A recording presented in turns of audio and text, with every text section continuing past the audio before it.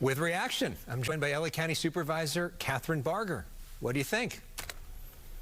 He's right. People are fed up, and quite frankly, send the money to the 5th District.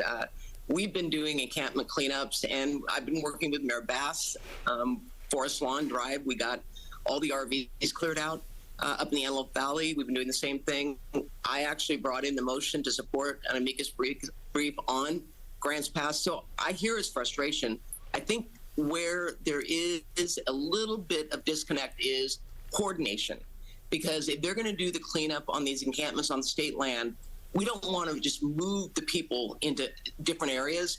It's about coordination. And so I've reached out to the governor. I really do believe that there is a misunderstanding, if you will. But at the end of the day, he's absolutely right. My constituents want these encampments cleaned up. People are sick and tired.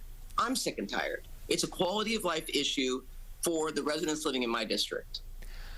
So are the other members of the Board of Supervisors with you? Because sometimes you are in a different position than the rest of them. What would they say to what the governor just said? I can't speak for them. I know that when I brought in the motion for the amicus brief, and actually I thought it was going to be like mom and apple pie, the governor supported it, Mayor, of San Francisco, London Breed, and I thought, how bad can this be? And I got 3 votes out of 5. So, I think there's frustration. I know when the order came down, when the governor talked about doing the encampment cleanup and issued his order, there was no coordination. And, I just want to be a part of the solution, not part of the problem. So I'm not going to get into an argument with the state over whose responsibility it is, because at the end of the day, the people that I talk to just want it fixed. They're sick of the finger pointing, and so am I. So I'm going to take responsibility. I agree with him.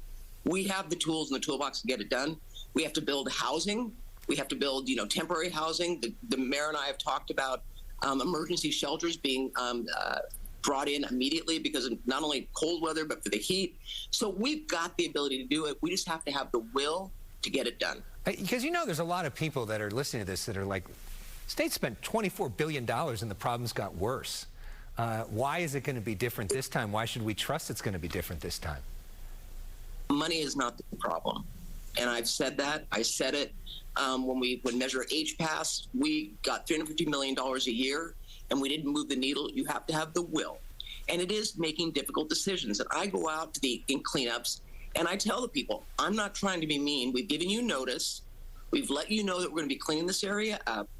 And if you don't accept housing, we are going to move and just get rid of all the stuff, because people have a right to a quality of life within their neighborhoods. So we've been doing this in the 5th District.